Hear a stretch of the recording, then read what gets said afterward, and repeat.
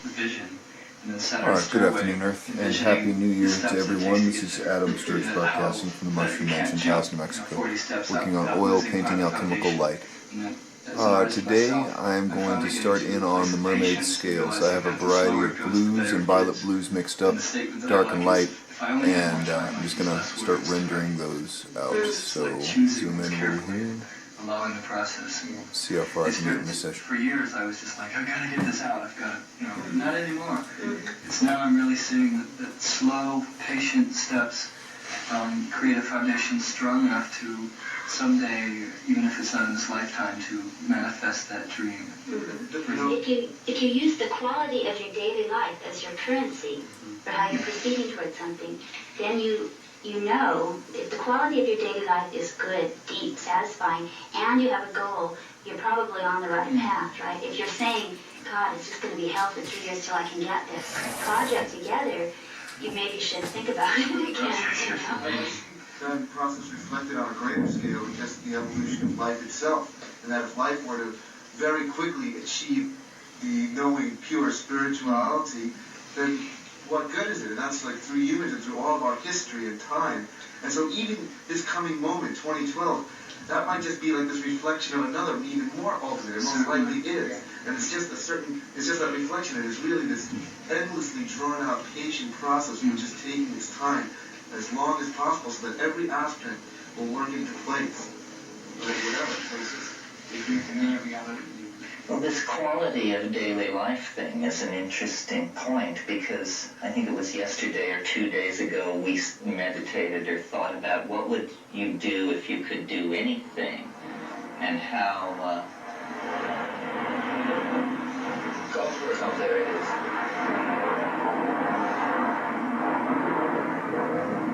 Stretching the envelope. Yes.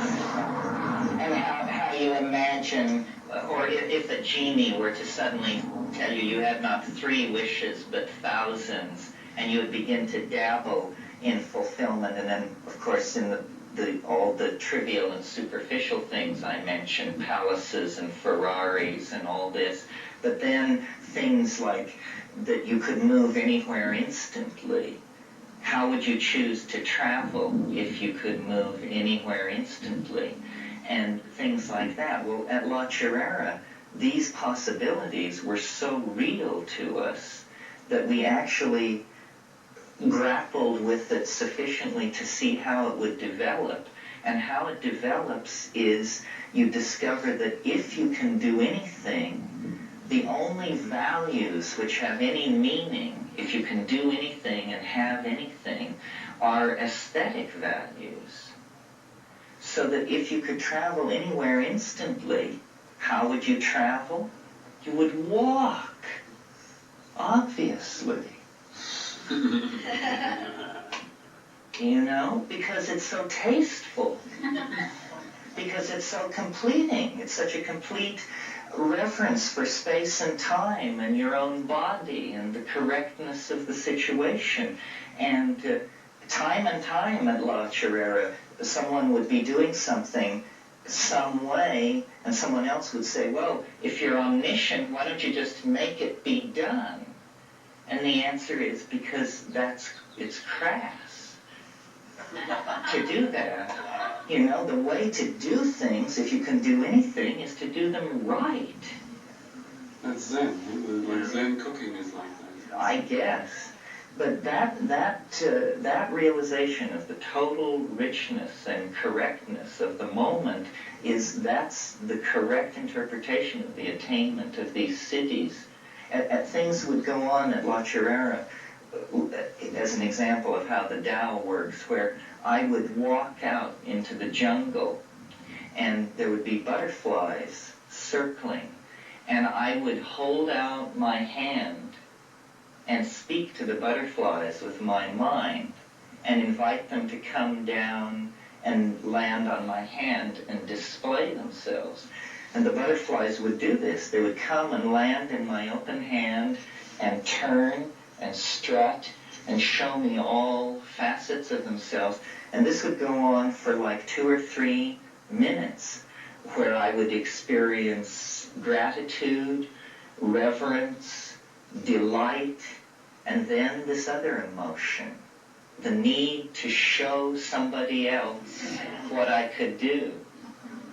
And so then I would walk back to the camp, and smiling with a bizarre inward smile, I would select one of my campmates and ask them to walk out into the jungle with me. And then, to their horror, I would stand underneath this tree and gesture and ask for the butterflies to come down and land in my hand. And people would just turn away in a mixture of horror and embarrassment that anyone could be such a jackass, first of all, and that anyone could be so mentally deranged as to operate like that. And of course the butterflies would have nothing to do with me.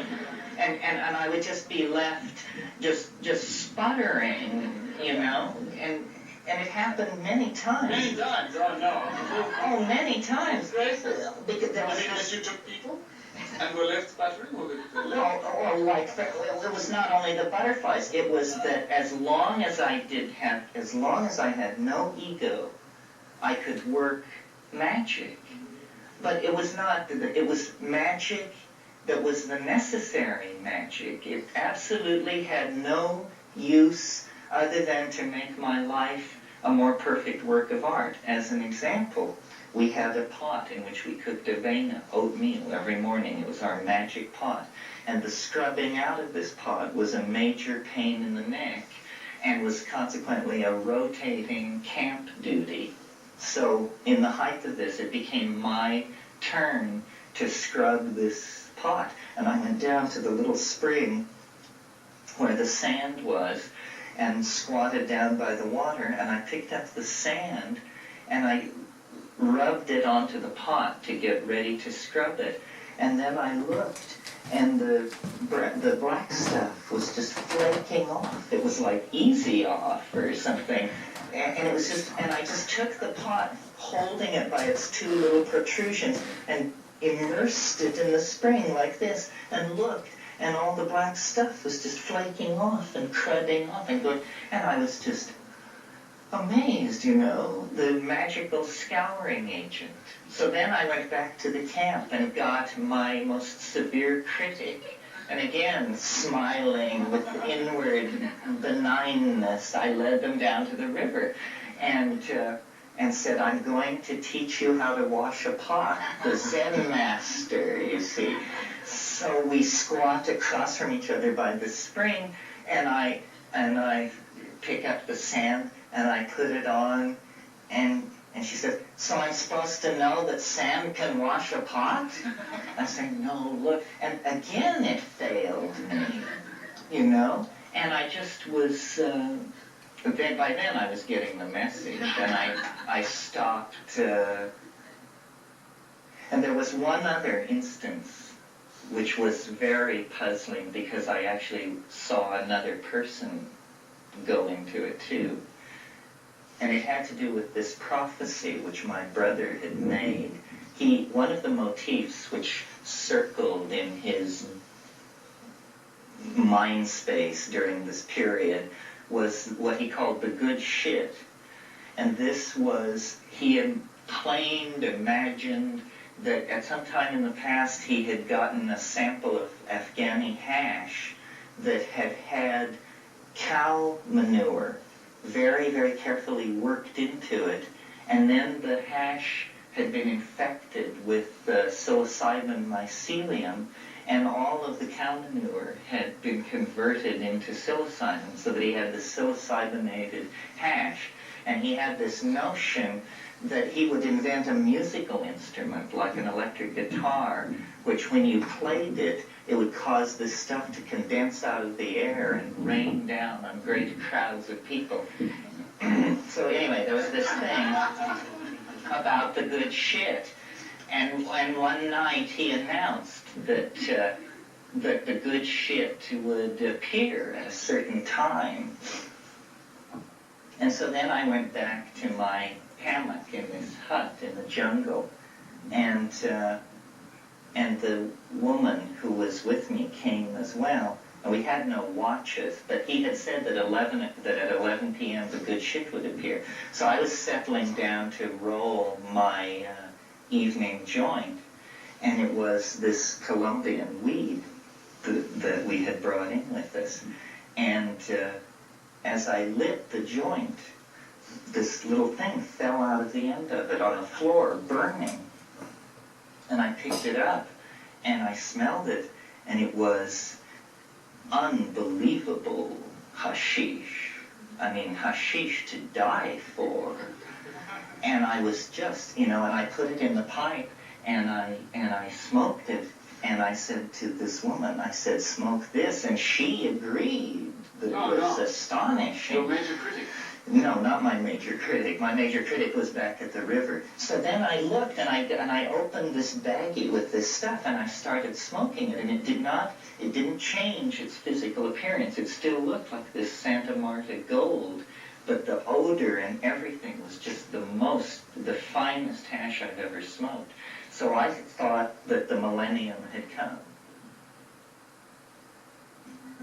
So then I looked, and I opened this baggie with this stuff, and I started smoking it, and it didn't change its physical appearance. It still looked like this Santa Marta gold, but the odor and everything was just the finest hash I've ever smoked. So I thought that the millennium had come, that forever after we would all trash. Yes, the end of the world is when all trash is Mazari Sharif hash. When trash becomes hash. But at the crack of dawn the next morning, I went tearing down to my harshest critic and knelt beside her hammock and woke her up and said, you've got to smoke this. And of course, garbage was back. So I don't know why I got off into this. I guess it was the life is art thing, and this thing about what would you do if you could do anything. Enhance that little story with the myth, isn't it, from New Guinea, about the good ship? Do you remember that one where they generated... You mean the thing about the resin, where the resin bar grew longer? I'm not sure how this relates to it, but I'll tell it. In the study of messianic movements, in fact, you can read about this in Sylvia Thrupp's book, Millennial Dreams in Action, where she talks about a number of millennial religious groups.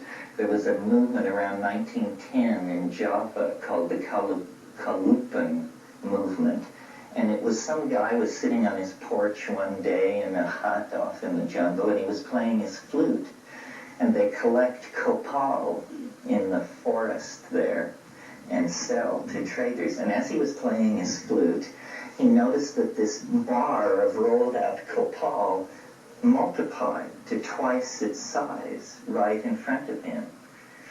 And not only did this happen, but at the same moment it happened, his mind was flooded with the sudden realization that the meaning of this event was that all human lives were now going to be twice as long as they had previously been before. And he told people in his village, and he had the proof because they had this bar of copal that was twice as long than anybody ever rolled them in that village. So it spread from village to village. And before long, people from all over Java were vectoring in on this place. And eventually the army had to be sent to put up roadblocks and turn people back. And it all had to do with this piece of resin, which had doubled in length while this guy was playing his flute. And that is what's called a cognitive hallucination. A cognitive hallucination. Where an idea becomes so real to you that you see it, but then there's this funny border where maybe it becomes so real that other people see it. And maybe that's actually how we keep enlarging and complicating reality, is by having consensual cognitive hallucinations. That's right. That's right. Yeah. The ayahuasquero that Kat mentioned that we like so much and worked with in Peru, Don Fidel, he lived off this road when we knew him, a few miles down this trail, and we would go over there often and walk with him back and forth between his house and where we could catch these little jitney buses into town. And he said one afternoon as we were walking along through the Amazon jungle, apropos of nothing, he said, this is the path that Christ walked when he lived on earth. And it became so. You saw that somehow this was not a logical statement. This was a statement about the transposition of time and dimensionality, and that he was living in the light of Christ, that he was living in the presence of the Master through being enveloped in a cognitive hallucination. And I think our entire culture is headed for being enveloped in a cognitive hallucination where our real wishes will be fulfilled. And that's why it's so important to find out what our real wishes are. One of the most powerful forms of yoga, one of the highest yogas, is what's called the Anuttara Yoga Tantra. And it involves a series of visualizations. And they say, imagine your home as a splendid palace, and imagine the common utensils of your everyday life as golden vessels, vessels of beaten gold encrusted with jewels. Imagine your raiment as being made of the finest silk, and imagine yourself as a god centered in the midst of all of this splendor. Well, this is like trying to induce what in Western psychotherapy is called a delusion of grandeur. A delusion of grandeur is when you're a hell of a lot happier than other people think you should be, you know. And you say, what do you have to be so happy about? And it's all about infusing the quality of life with greater purity. We were saying around the fire last night that the way to relate to the millennium is to make it happen as soon as possible in your life so that you become a spectator to it as a historical phenomenon. Well, the way to make it happen in your life is to not transcend desire, but transmute it so that what you really want is what you actually have, you know. I find on these plants, on the mushroom particularly, I found it effective to will choose to become an archetype that I both, of course, have to be able to identify as an archetype, but then also one that I can relate to and wish to be, and become, you know, as large, 100, 1,000 times larger than we are, and as smooth, and as everything is right, you know. You can practice being in the Tao so deeply in those states, and knowing that everything you do, no matter how minuscule it is, you're doing most gracefully, and everything you say, you're saying most eloquently. And you know, even I use the mending sock thing because sometimes I feel like that's what I'm doing, is that level of work, but then I'm doing it perfectly, you know, and that's a great feeling. If you indulge in that feeling of being the goddess or a god or goddess or one of whatever you identify with, you know, one of the Kachunas, whatever, then you can carry it back. It's a really good way to carry it back into your daily life and learn to practice it either in moments when you're wobbly and you suddenly need to grow into the situation, or in moments of ecstasy, you know. I mean, to be archetypes making love is pretty good.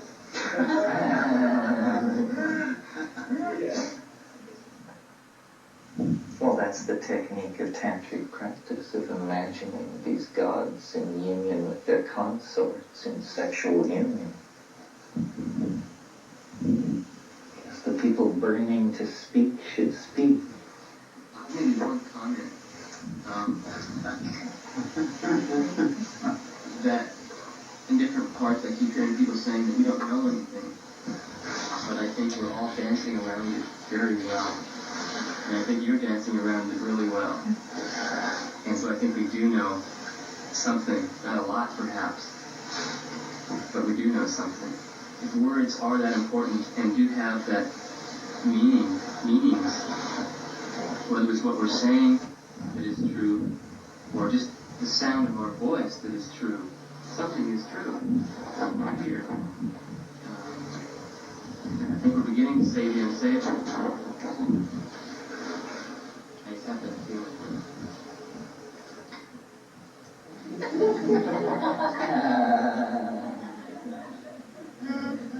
And what a feeling it is.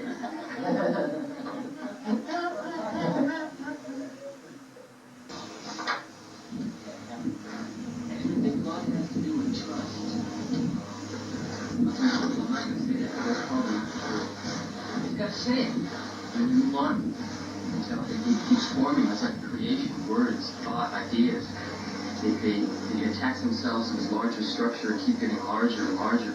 Pieces fall off. People add. But just trust is that leap of faith to the other side, what you can't see, what you can't understand. To trust it. As you trust your lover, as you trust a friend.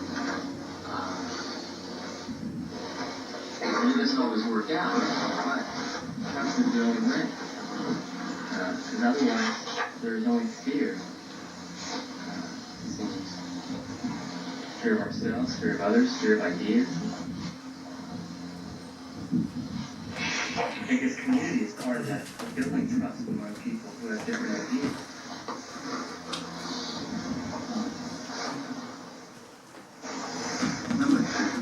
Learning and teaching with regard to the psychedelic experience. And you can use a lot of verbiage in trying to explain to people what that research is about and what that adventure will be. But in the end, probably the best communication is this distance is not for me. I think it's very holy work. And I just want to express my appreciation to those who are involved in that work. With great respect for the sacrament of those to whom they dispense it. And I'm just very happy for especially the people folks. That's something I've missed for a long time since the days of the 60s. But the last time I was around people who knew about that work and approached it was the kind of very nice that I see.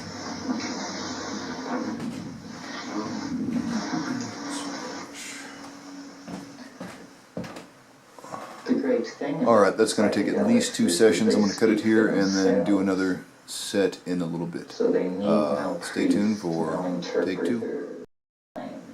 And we do not know. Alright, take 2, there we go. And yet everything goes on upon as you may have noticed, I'm kind of modeling darker values on the shadow side, so it shall have some dimension as well. So it's just a little bit slow. That just 15 years more of fine-tuning of the current ideology would do it. And no society has ever been right about that. So why should we be right? We are hurtling toward an unimaginable future in the same way that our present would have been unimaginable to people 200 or 500 years ago. But it is the imagination, because it is consciousness that is growing and expanding and strengthening itself. And if we take the notion that these psychedelic plants are consciousness expanding agents, this is what they were originally called, consciousness expanding drugs. If you take that seriously for a moment, how can you not center it in your life? I mean, obviously consciousness is what must be expanded as fast as possible at all costs, in all times and places, because it is a lack of consciousness that will be toxic to our species and the planet.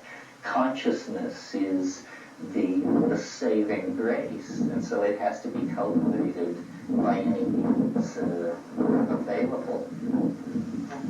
Yeah. Saying that this urge to go to space is something like a biological urge, and also maybe something relating to the rainforest. And, well, I think we're like the trigger species. Yeah, well, the point I want to make is that, you know, when we think of going to space, we're so human-centered, and it's like, yes, us as humans can exist in space and exist there, but I think what's really important about going away from this planet's surface is it's not just a human-centered thing, it's a totally biological thing, and that we are just the implements of it. We are the thinking, conscious, creative tool makers that will be able to implement this getting off of this gravity trap, this gravity well. But it's not just for humans, it's for all life. And we have to, it'll be a complete synthesis of all biological life that will exist away from the planet. If we go to space, we will take everybody with us. Just like in a rainforest, it's not just, it's everything.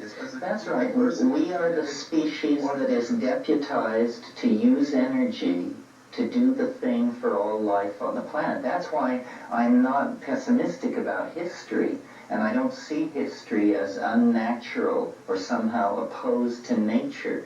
What history is a 10,000-year process by which the monkeys attain enough understanding of physical processes to build the habitats into which all life on the planet can then migrate. That's what I was talking about this morning when I said I think the planet senses the finiteness of its existence, and that biology is a wild scheme for getting out to the stars for dispersal of life. And you're right. No, though we have great hubris and believe we are doing this and man will go to the stars, it's more that man is the pecking beak of the cosmic chick in the egg of life on Earth. And the entire bird will emerge and fly, but it was man with his atomic weapons and his radar and all the who can break the shell, and then the whole of the biosphere will flow outward into space and escape the cycle of energy degradation that will eventually turn this solar system into a group of cold cinders rotating around a red giant or something. Yes, well, we're trying to compare our maps. Everybody has seen different pieces of a geography whose total size we don't know. So we don't know, maybe none of our maps overlap, or maybe some do and some don't. And maps which don't overlap are not invalidated. It just means nobody has been there but you. I mean, I often have the feeling that I'm seeing things that no one has ever seen before. Often. Leon asked me to talk about time. Leon is off on alone time, so he'll miss this. The thing that really interests me or draws me back to the psychedelic experience again and again is the notion that there's something that you can learn that would somehow be have an impact on society at large. That when you have the psychedelic experience, it's like you're a sailor on some kind of a vast ocean where you let down your net into the deeps, and the hope is that you will snare an idea of some sort and of some size, and it may be, that you come up with the equivalent of tuna, which is many small ideas, and perhaps you bring up your nets and see that they have just been shredded by something so large that you scarcely care to imagine it. But the hope is to land an idea of intermediate size that you can then fully explore and understand. When you go into that ocean as a swimmer, you see these things passing in review, things of such beauty and intricacy and complexity that you are literally speechless, and even speechless in terms of an interior dialogue about what you're seeing. You can't, it just blows your mind and washes past you in such profusion that there seems to be the notion of capturing it seems to be like the notion of a child emptying the ocean with a cup. But if you have a net, and I'm not sure what a net is exactly, but it's a way of somehow capturing these psychedelic ideas and then bringing them back for examination. And I think part of it rests on a technique of cyclical recitation to yourself of what you've seen, so that you carry a vision to a level of reflection in memory as you pull away from it. And then 10 minutes later you tell yourself again what has just happened, and then 20 minutes later again, so that you get a series of telescoping images which are granted a compression of the original event, but nevertheless they bear the stamp of what the thing was.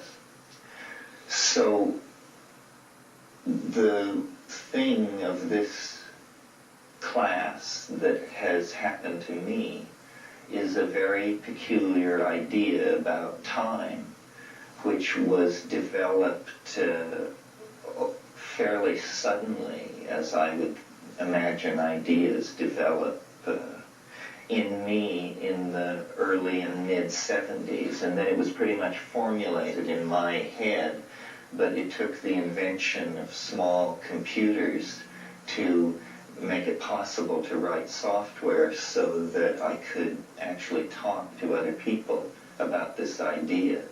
Well, since we have no computers and not even a blackboard, this will be a kind of feeling-toned excursion into talking about this theory of time.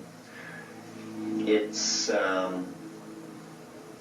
has an abstract foundation and a practical foundation. Its abstract foundation is the notion that time is different than we have come to conceive of it as the legacy of Western science. The legacy of Western science is that time is duration, that time is a dimension necessary for process, and it's usually thought of as a flat plane against which some other fluctuating variable can be plotted. And this is called, linear time. And Newton's physics took the same view of space. The Newtonian view of space was that it was essentially emptiness. It was something that you had to have if you wanted to put something somewhere. So it was a kind of an abstract plenum. But Einstein showed that space is actually some kind of thing. It has properties of thingdom. It is distorted in the presence of a large magnetic field, and so it rose out of the realm of abstraction and then was cognized as an objectifiable entity, a topological manifold that was real. This is, I think, the same step that has to be taken for time. Time is not simply the dimension of duration required for the successive occurrence of occasions. It is rather some kind of conditioned topological manifold. We can think of it as a fluid medium flowing across a surface, a river, in other words. In some places, the river is very broad and shallow and meanders because the pitch of the incline over which it's moving is so slight that it can barely discern which way to move. You see this often in the Amazon. In other situations, the incline increases and the speed of the flow increases and the depth of the channel increases and the distance between the banks decreases. So time runs slowly and it runs quickly. It has a kind of modulated speed.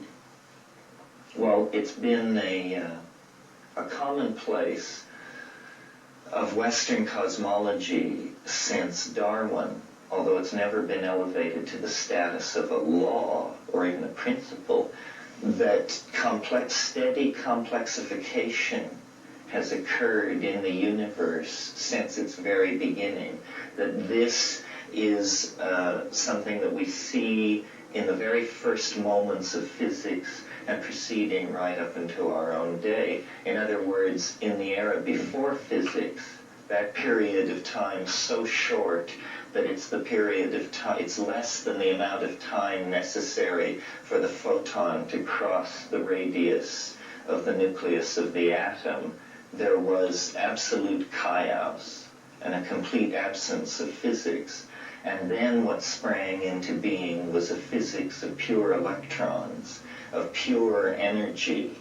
And it was not for many seconds that temperatures fell to a point such that other factors could come into play, such that free electrons could fall into atomic orbitals and this sort of thing. And at each successive level of cooling, new forms of order became possible. At first, everything was just this plasma of particles and energy, and then atomic systems sprang into being.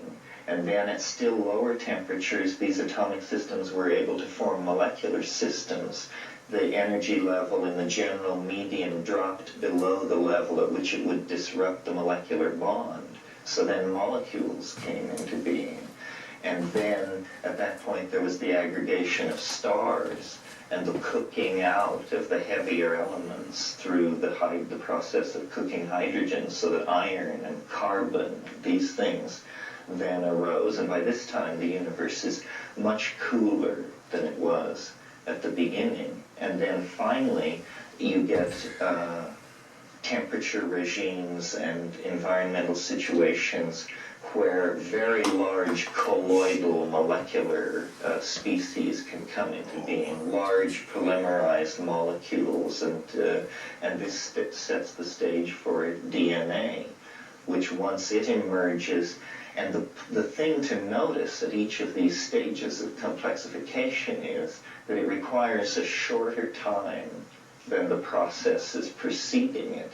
If the universe is let's take the long view and say 20 billion years old, then the first 10 billion years, not very much happened that was interesting in the realm of complexity. There was star formation and the percolation of heavy chemistry, but not life, or it's doubtful that life occurred in the early universe. So what we see then is the emergence of more and more complex animal forms at a greater and greater speed, and then finally the emergence of self-reflection in the primates, and then epigenetic methods of encoding information, in other words, writing and storytelling and language. And at each point, what is happening is there's a progressive time binding of energy and a progressive intensification and speed up of the complexification of certain parts of the universe.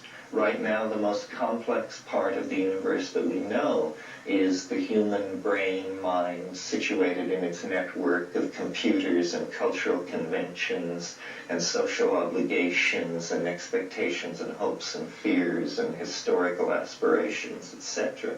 And this is the realm of the densely packed that the Buddhists are talking about. So it seems to me that this should be seen as the operation of a general law, and we are not outside of this. We are in fact the cutting edge of it.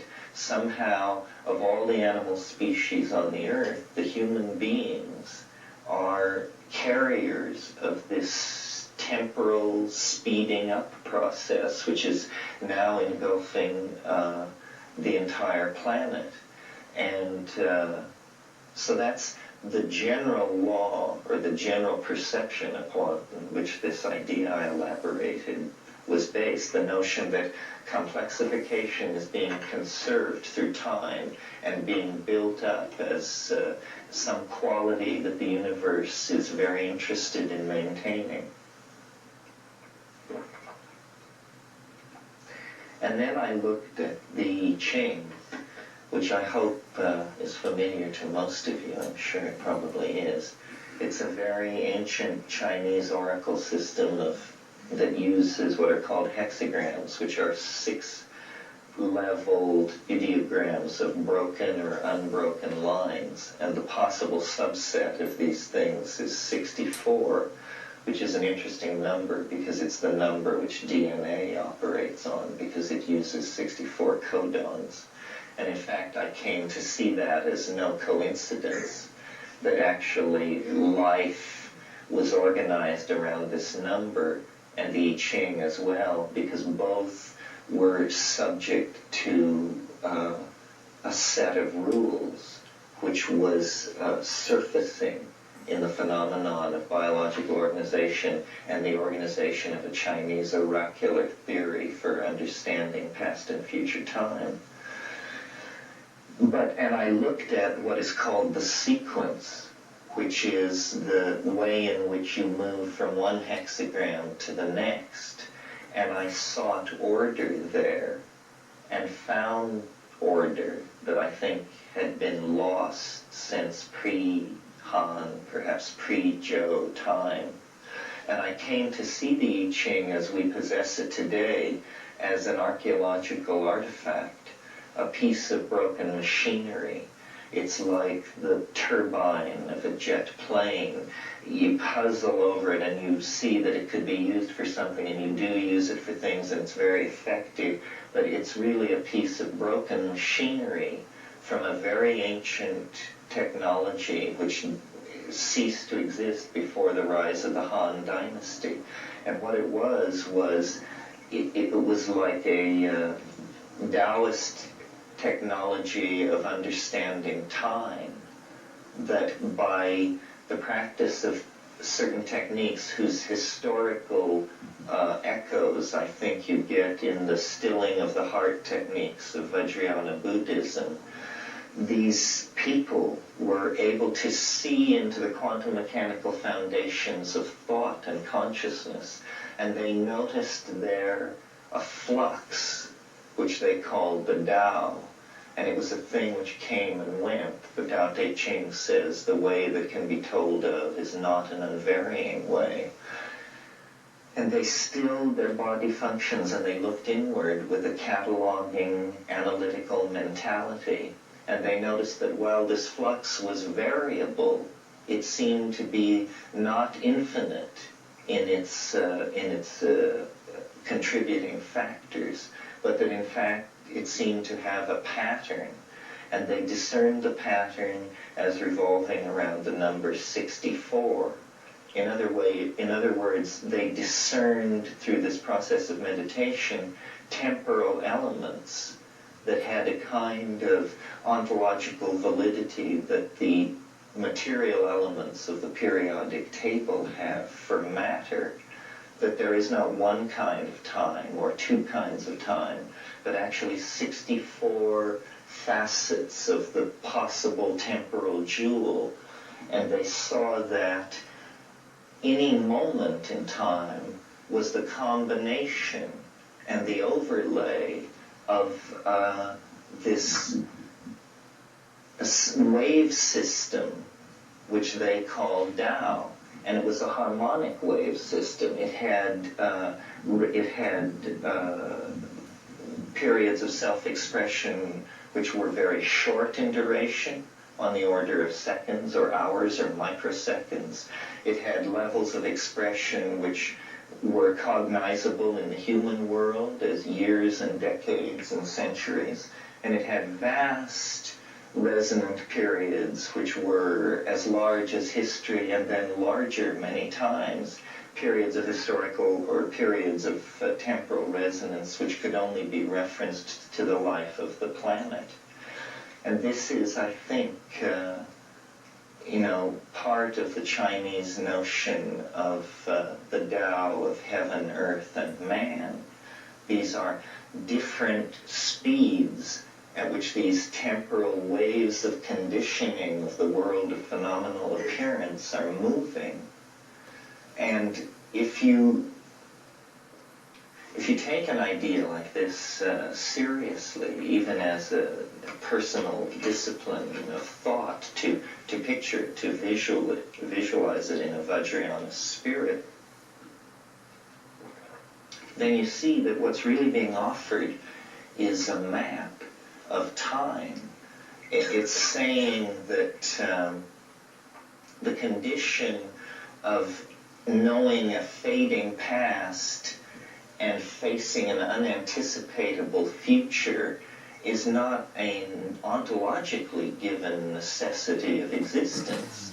That it is possible to imagine an existence in which one saw into time the way we it's getting there, as but it'll probably take another 2 sessions, or at least another session and a half to get the tail in. And I'm going to have to mix up some Prussian blue for the deepest tones on her left side. So I'm going to cut it here, and I've got my editor tied up building a new version of History Ends in Green, which will be posted later today, but that might require me to take a break from this until I can get my program up to splice these movies together and such. So that's it for the moment. Stay tuned for take 3. Of development Alright, take leads to 3. our merging with this thing. The walls are very steep. The water is moving very swiftly, and it's almost as though the future event is throwing off great sparks that are themselves faceted, contradictory epitomizations of this mystery. This is what Mohammed and Christ and Buddha are. They are human personalities that were situated in time in such a way that they became macrocosmic reflections of the superordinate Adamic humanity that is going to be generated at the end of history. And we are close. We are close. It is, all of history can be seen as the shockwave of this eschatological event. This is what the prophets were anticipating. The culmination of man's God-making effort in time will be the perfection and the release of the human soul. And it's not that we are doing it, you see. It's that a natural law that we were previously unaware of is inexorably unfolding. And that is what all this cross-connectedness of man into matter, plant into animal, earth into space, all of this flowing and interconnectedness, this reaches right down into the rocks of the planet. This is not simply a phenomenon of biology. This is the unfolding of a general law of which biology is only the cutting edge of a wedge of becomingness which includes all being and reaches right down into the neutrinos. And it is, to be a being in time is to share in the immense flood of precognitive anticipation that fills the universe in anticipation of this event. And that's what being is, and that's why it's so rich and so complete within itself, and yet always somehow pointing beyond itself, because the richness of the matrix through which we are moving is incomparable and beautiful.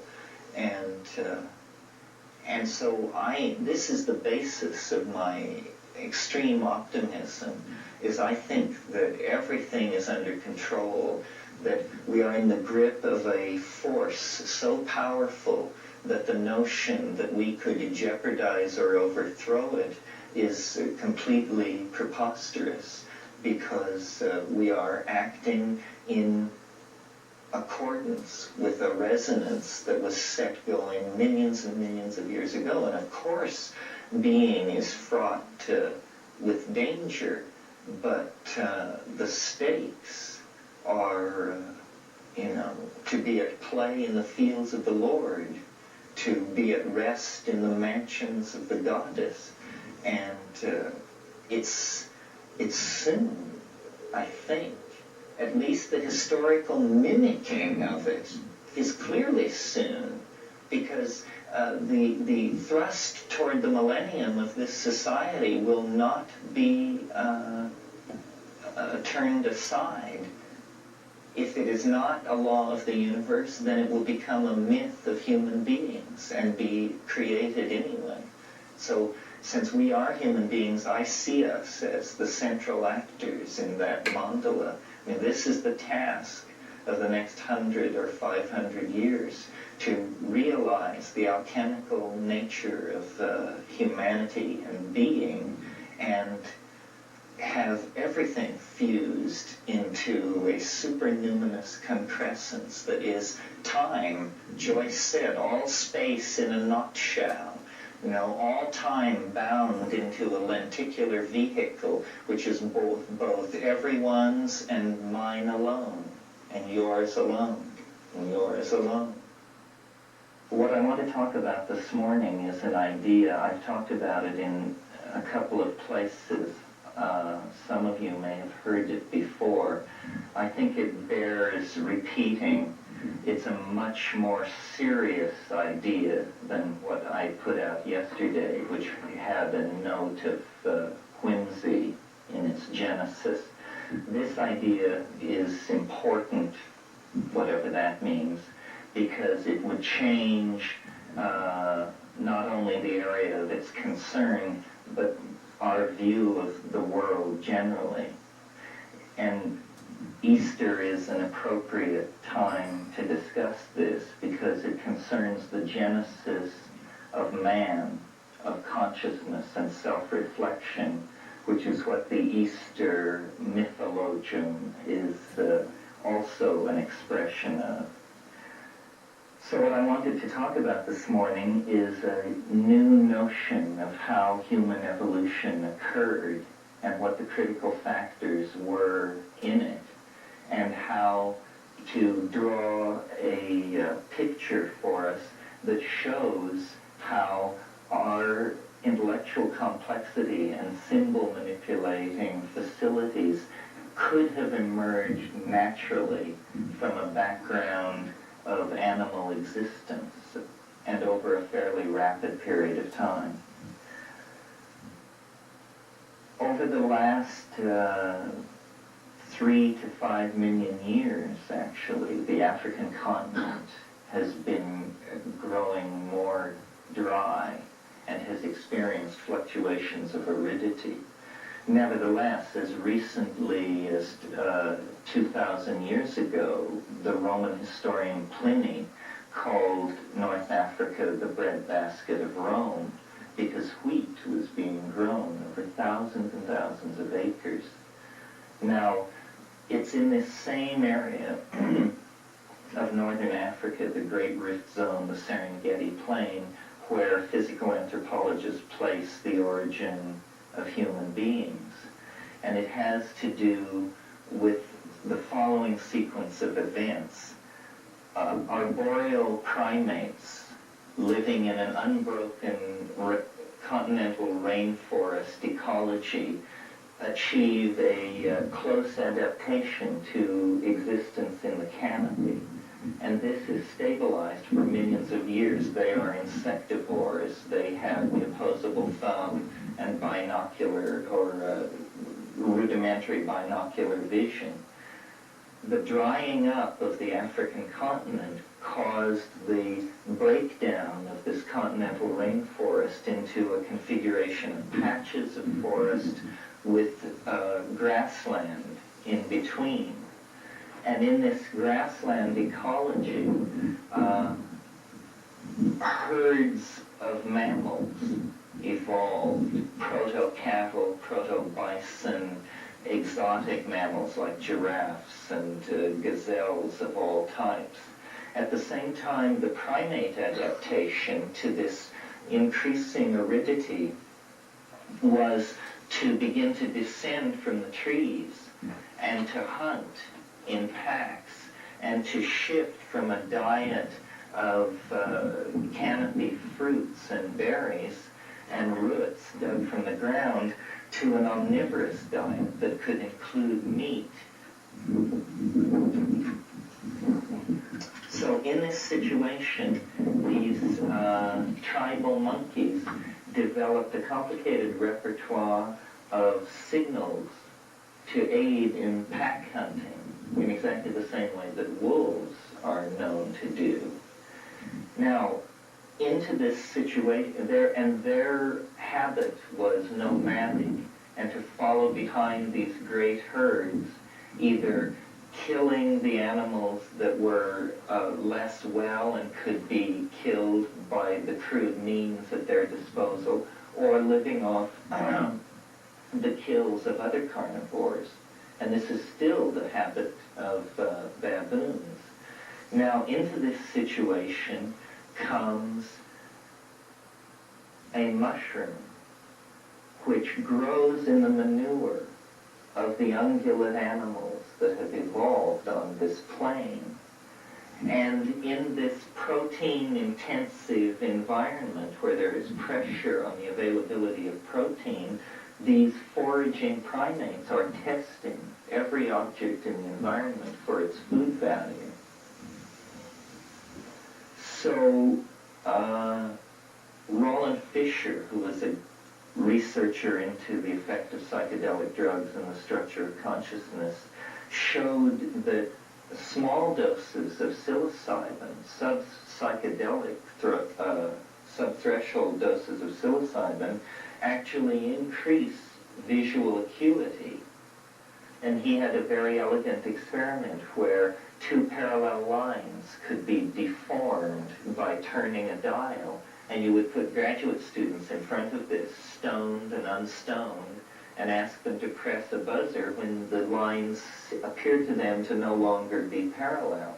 And he showed that consistently a small amount of psilocybin allowed you to detect this change sooner than an ordinary subject was able to. And he said to me, he said, you see, this proves that in some cases drugs give you a clearer picture of reality than thereafter.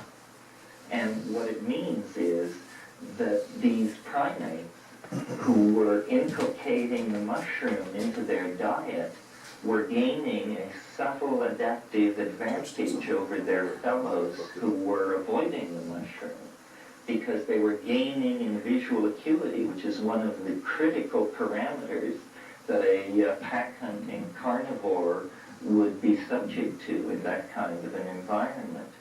So without any technology being involved, without any invocation of an extraterrestrial intelligence, we see that a feedback loop was established in the food chain of these primates very early on. Those who ate the mushroom tended to survive and outbreed those who did not.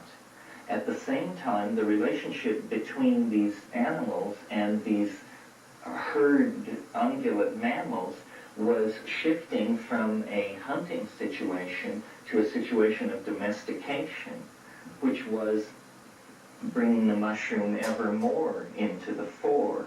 And if you look back at the archaeological evidence in North Africa, especially the paintings, the late Neolithic paintings on the Tassili Plateau in southern Algeria, you see there magnificently portrayed herds of cattle and beautifully painted, more sensitively portrayed cattle than you find at Altamira and Lascaux.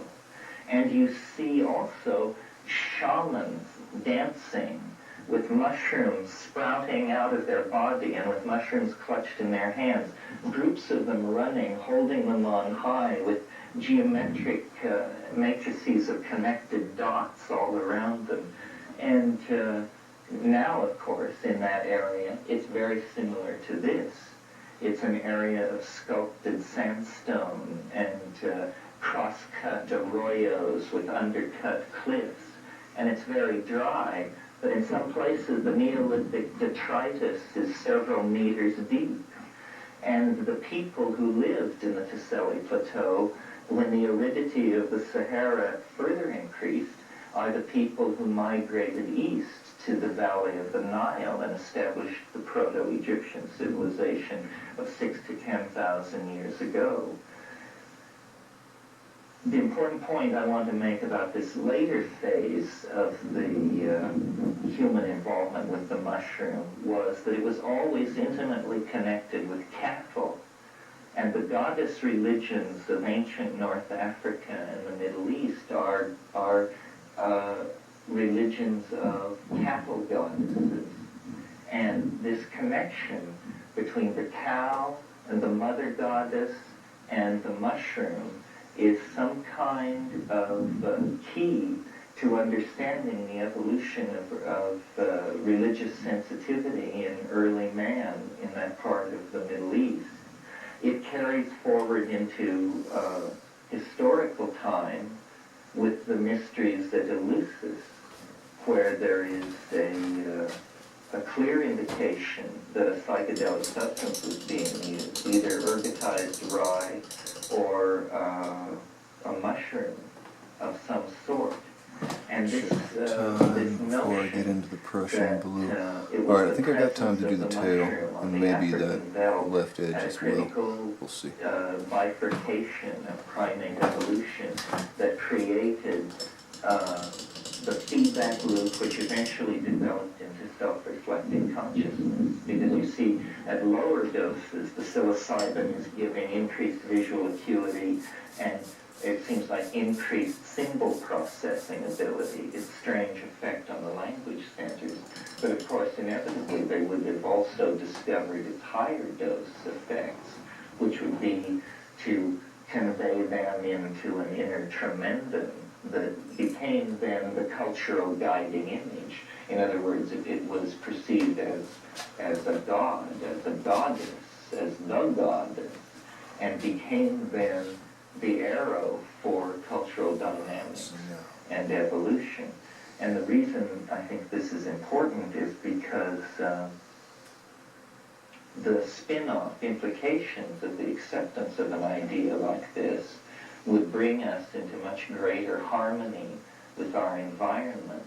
We sort of have the anxiety of an orphan about our origins because our best people in physical anthropology don't give very good accounts, can't seem to make sense of how we could have been forced out and emerged out of primate organization.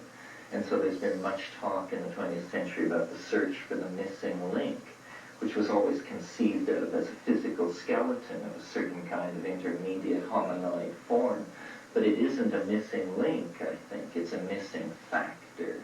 And the factor which accelerated the forward evolution of the brain size of this particular primate line was the inclusion of psychedelic plants in the diet, which then fed the tendency towards symbol formation and self-reflection.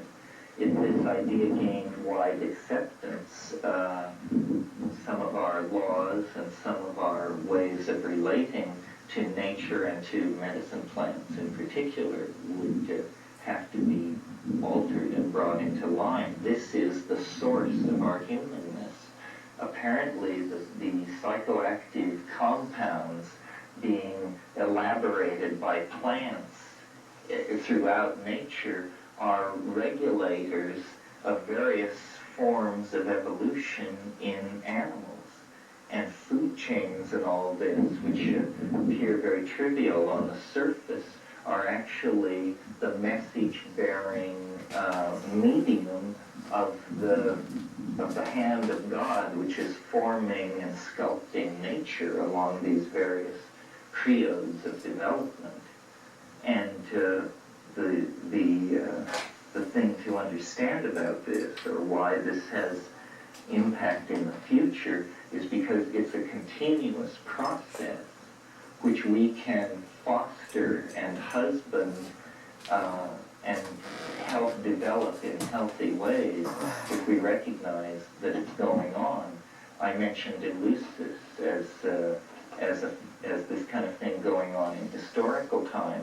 Also, of course, Soma, the sacrament of the Vedic civilization, appears to have been a mushroom was certainly a psychedelic plant.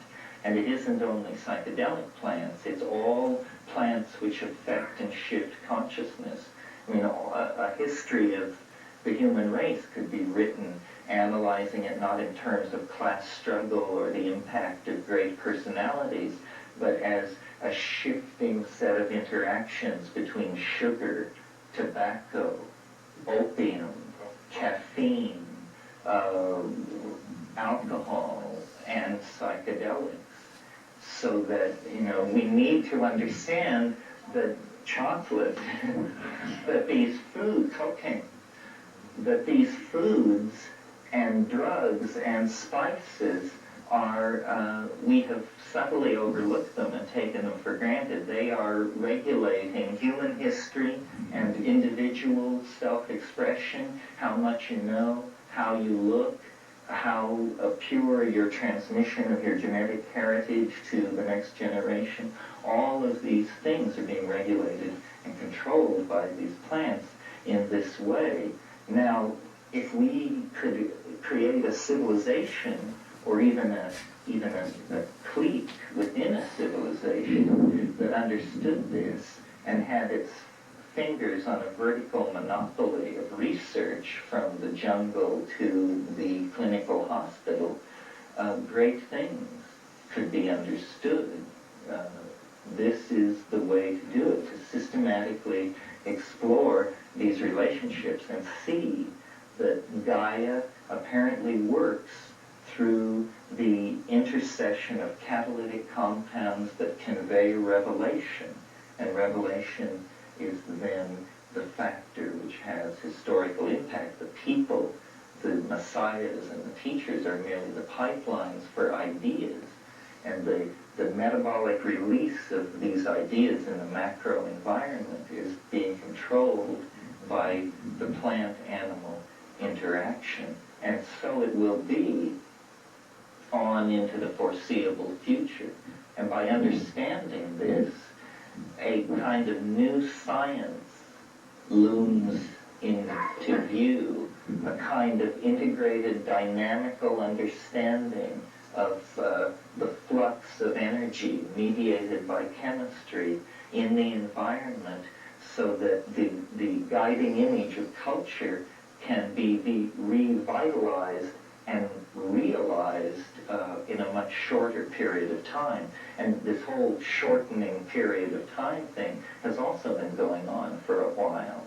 You see, it isn't astonishing, I think, that self-reflection could emerge given basic primate organization. But what is astonishing about it is the speed with which it happened. I mean, in the last 30 to 50,000 years, the human brain has changed more than it changed in the previous 3 to 5 million years. So, a factor has entered, a catalyst is in the mix, and it must be something in the food chain, or something in the environment, or the hand of Almighty God, or the extraterrestrials, or, elf invasion from hyperspace, that something is causing this accelerated development. What I said this morning could be criticized as being reductionist. I've tried to give a very sober account of it. I haven't said why the mushroom appeared in the manure, or discussed whether it has awareness or a stake in the catalyzing of this primate evolution.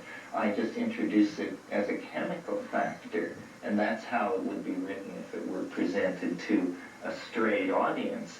The fact of the matter is that it raises all kinds of questions. I mean, why is this process being catalyzed in the primates? Is it just by happenstance? Where has the mushroom been? Is it, what is its relationship to the evolution of other forms of life on this planet? Did it drift in from the stars? If so, long ago or recently? And with intent or by chance? And, just a host of questions. But the thing that puts us us in such an existential situation, individually and culturally, is this puzzlement over our origins. We are not, strictly speaking, religious in the 19th century way, so that we cannot really, I think, accept that, God sculpted us from clay and set us down here on a world he created. And yet, if you were to look for the thumbprint of God... Alright, it's going to take another set to do the rest of the tail and the Prussian blue edging on the left. So I'm going to cut it here and stay tuned for take 4. Zoom in a little bit. And why and for what? I think that probably we are the agent of change. That should be enough time to do her hair as well. Unleashed. Maybe use a Prussian, but I think I'm going to use a pitch black for that. The that planet ivory. itself is aware of the finiteness of planetary existence. And it's sort of like the story of the ant and the grasshopper. You can have a planetary consciousness which says, well, I look forward to 3 to 5 billion years of sentient existence, and then I'm willing to be extinguished with the death of my star. Or you can have a planet with an ant-like mentality that says, I can sense winter coming 3 to 5 billion years down the line, and I'm going to organize some wild strategy to break through the tyranny of the energy cycle of one star. And I'm going to organize biological existence so that energy can be brought, greater and greater amounts of energy can be brought under control, so that eventually a kind of liberation can occur where life can burst out of the planetary cradle and disperse itself through the universe. And there are apparently several strategies for this. One is evolve intelligence and build starships. Another is, become a mushroom and produce 3 to 5 million spores per minute during sporulation that are particles small enough to percolate by Brownian movement away from the atmosphere of a given planet, and by sheer numbers and the slow gradient of drift by light pressure and that sort of thing emanate through the universe and establish yourself in any planetary regime that is suitable. The obvious next great revelation in biology, and it's strange that we can state it, because once it's stated by Carl Sagan, there will be headlines everywhere, but it's obvious that space is no barrier to life. It's a barrier in the same way that the Pacific Ocean, it was a barrier to life's colonization of the Hawaiian Islands, but that's all. It's just a tight filter. But spores and starships and shamans probably get through to other closed topologies in orbit around other stars.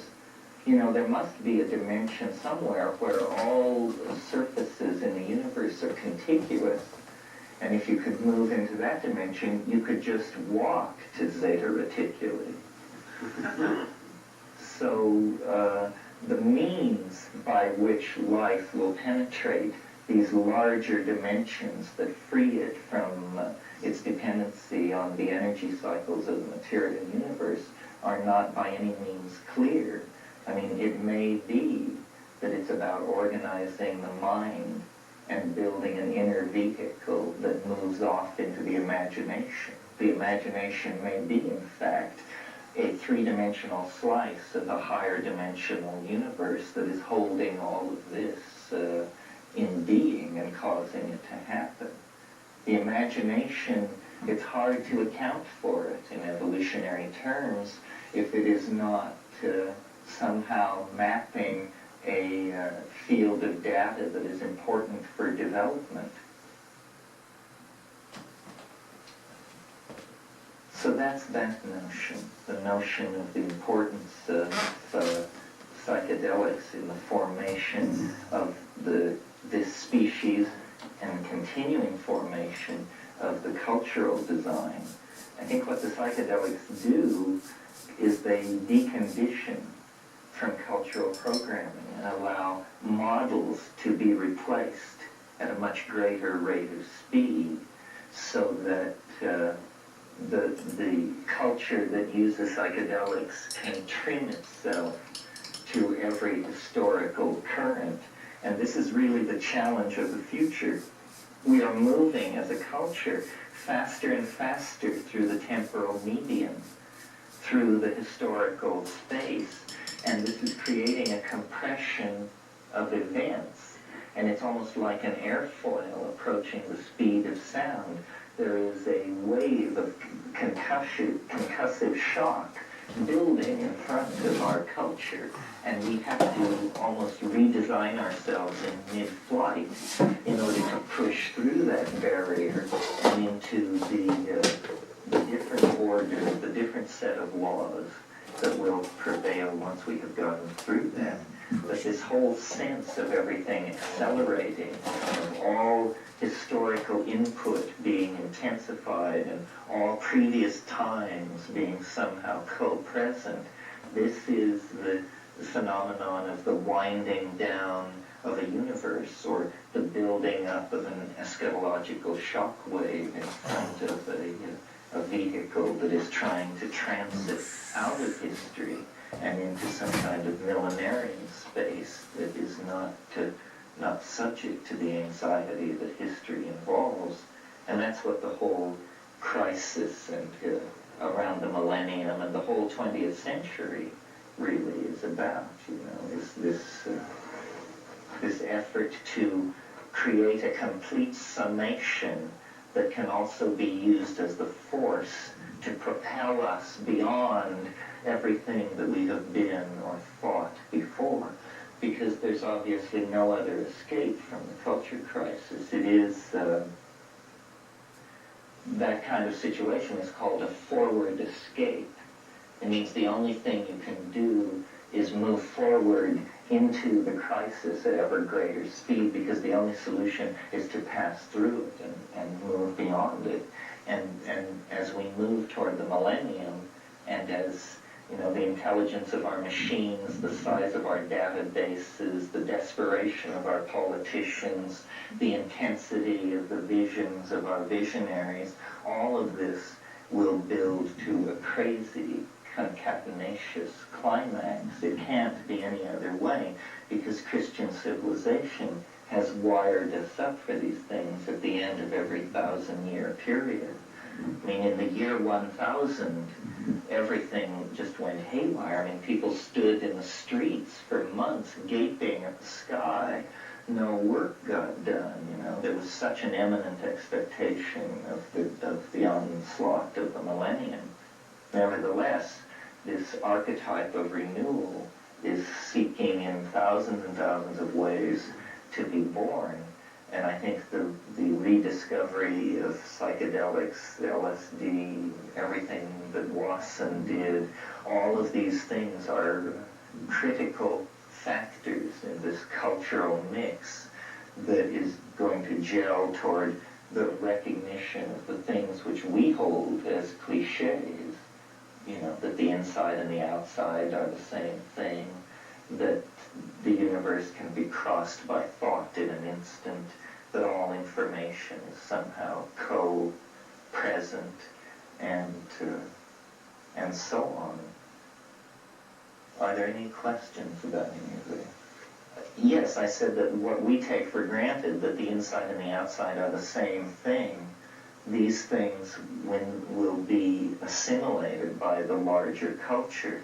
And things like, human-machine interface and the ego identification with the body, I think all these things are going to be obviated. But you see, we don't know what man is. And we have a strong association that humanness is related to the monkey body. But yet our whole historical career has been of projecting ideas into technical accretions. And now that we have computers and things which mimic intelligence, we are beginning to explore, what is humanness ontologically. That's what people are really talking about when they say, can machines think, will machines think? They mean, is what we have focused in on as the defining factor of our being that sets us apart from all other things, something which we could manufacture?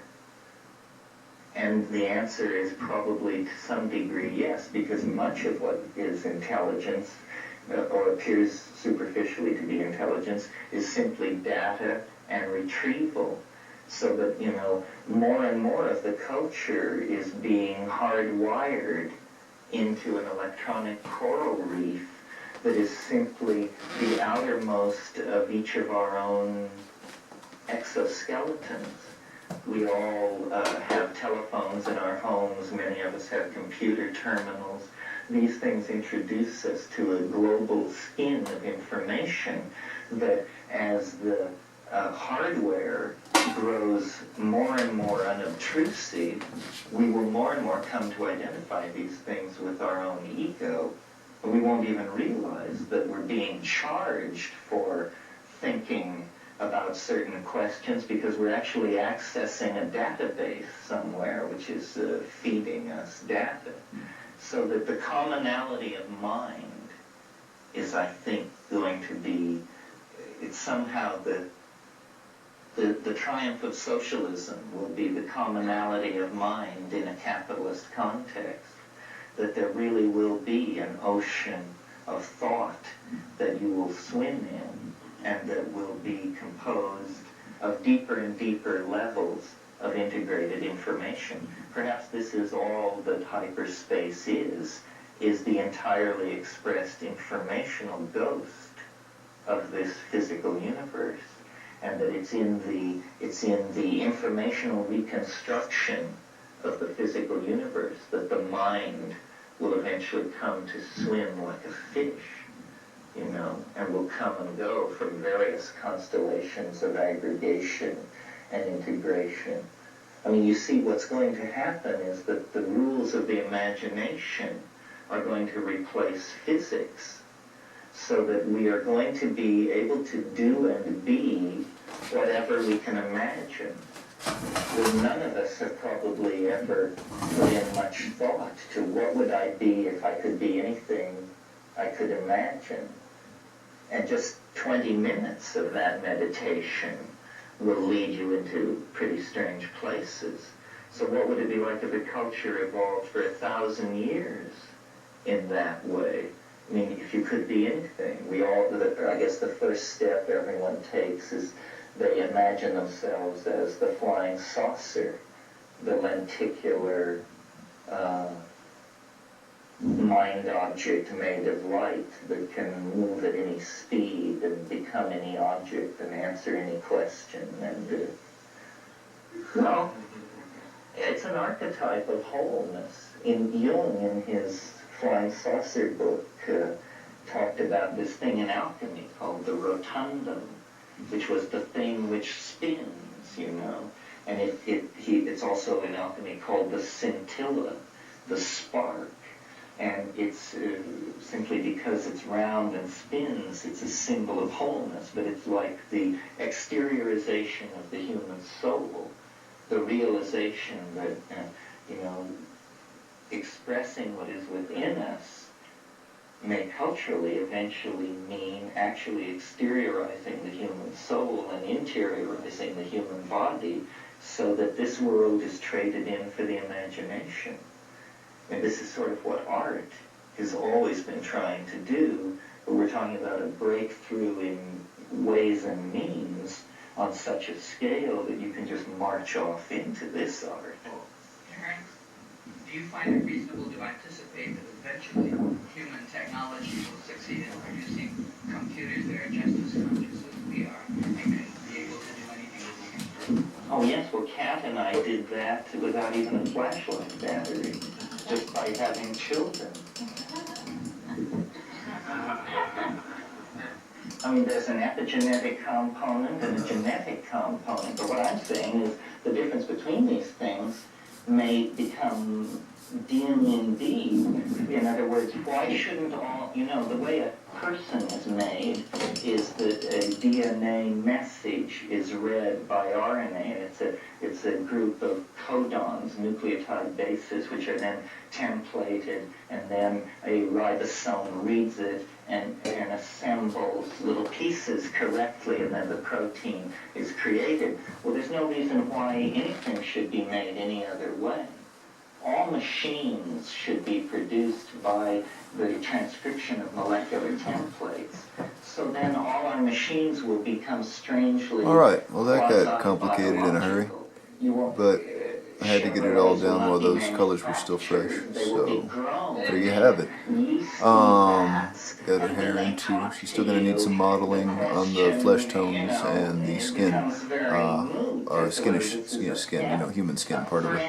But that gets her scales in, and the tail of the fin, all of it might need a little bit of fine tuning. I'll go back and look at it. But that's it for the moment. That's Adam Sturch broadcasting from the Mushroom Mansion, Taos, New Mexico, working on oil painting alchemical light. Still has a long way to go, as I want many of these detailed elements in it. But that's it for the moment. So have a good night, Earth, and hope everyone's New Year was good.